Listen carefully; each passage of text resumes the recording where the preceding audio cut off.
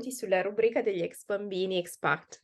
Oggi siamo qua con Laura, grazie mille per essere qua con noi, che adesso ci parlerà un po' della sua storia, della sua esperienza.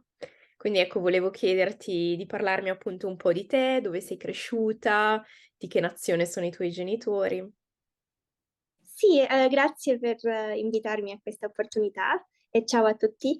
Allora, io sono metà cilena, metà italiana. Mia mamma è cilena e mio padre è italiano. Si sono conosciuti nel primo posting che mi aveva mio padre e io sono nata in Cile, anche mio fratello. Poi immediatamente hanno cominciato a viaggiare. Abbiamo fatto Siria, Damasco per 5 anni, poi Bulgaria per 4 anni, Belgio per 4 anni, Canada per 4 anni, poi Canada per 2 anni, Bruxelles per 2 anni di nuovo, è la sede dei miei genitori che Mhm. stanno all'Unione Europea. Poi io sono andata in università e i miei genitori hanno continuato, sono stati in Nicaragua, Panama e Madagascar. Io per fortuna ho potuto trovare lavoro sia in Panama sia in Madagascar per stare un po' con loro e Bello, scoprire questi altri paesi. E poi bellissimo. adesso sto col mio lavoro di adesso, sono stata prima a Singapore e poi in Francia. Wow, fantastico. A che paese ti senti di appartenere?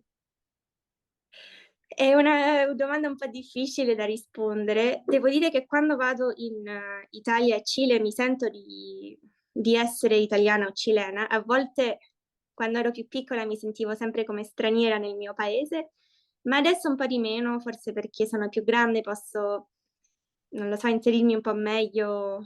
Prima forse era un po' più difficile, ma devo dire che certi paesi dove ho vissuto mi sentivo più come una locale che altri. Mhm. Uhm, in Canada mi sentivo una canadese, mi hanno fatto sentire così, cioè mi hanno accettato in quel modo. E anche in Panama, quando stavamo là, mia famiglia si sentiva di essere locali. In certi paesi è difficile non essere straniero perché sei diverso, tipo in Siria, e in Madagascar siamo diversi, allora è impossibile sentirsi veramente parte, però comunque è un'esperienza molto bella e comunque in un certo senso diventa tua casa. In questi anni in cui, soprattutto magari da piccola, in cui ti sei trasferita con la tua famiglia, a che paure, problemi sei andata incontro? Ansie, oppure hai vissuto sempre in maniera serena questi cambiamenti?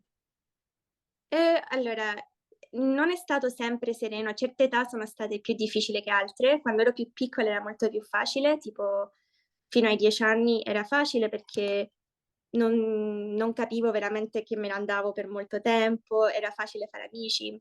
Poi è stato molto difficile quando ero adolescente, perché a quell'età penso le amicizie diventano molto Mh-mh. importanti, la vita è un po' più, le emozioni sono un po' più forti. Allora, a quell'età è stato un po' più difficile, mi sono messa un po' più di tempo per inserirmi alla scuola, mi mancavano molto gli amici, però devo dire che alla fine sono contenta che ho potuto fare questa esperienza e crescere così e penso che alla fine uno si trova sempre un posto nel paese, ci vuole un po' di tempo, ma si trova sempre un modo di inserirsi.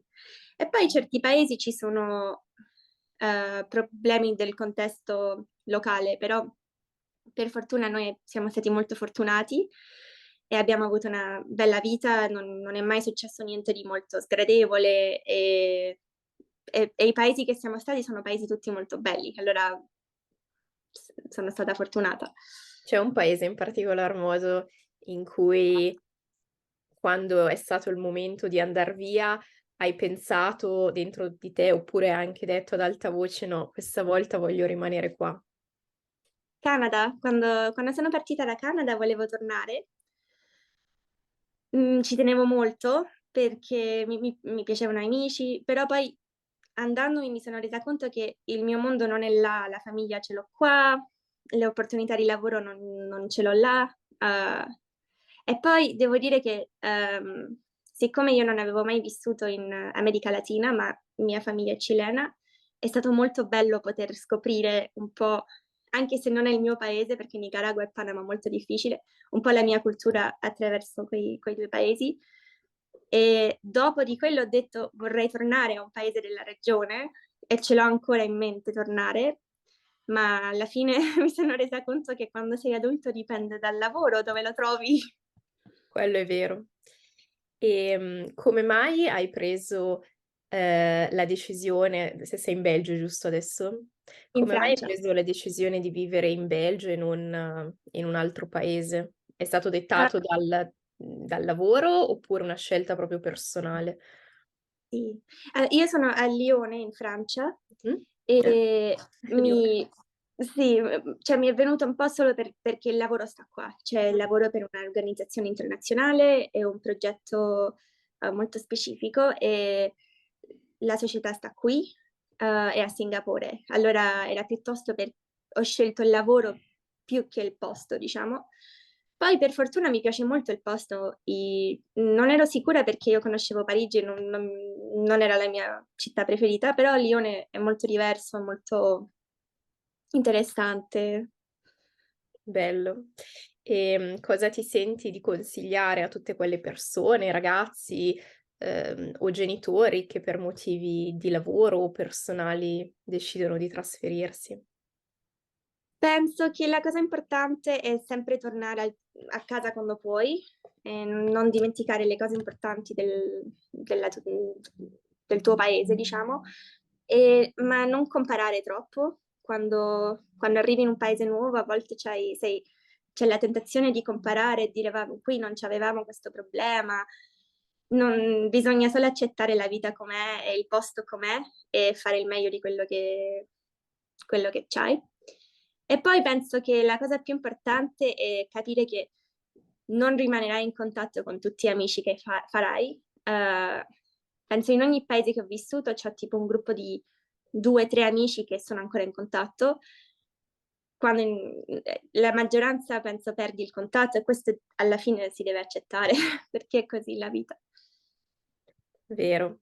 Grazie mille Laura per essere Grazie. stata con noi, per aver condiviso la tua esperienza, grazie a tutti per aver seguito il nostro video e ci vediamo alla prossima intervista. Grazie Gaia, grazie a tutti. Ciao.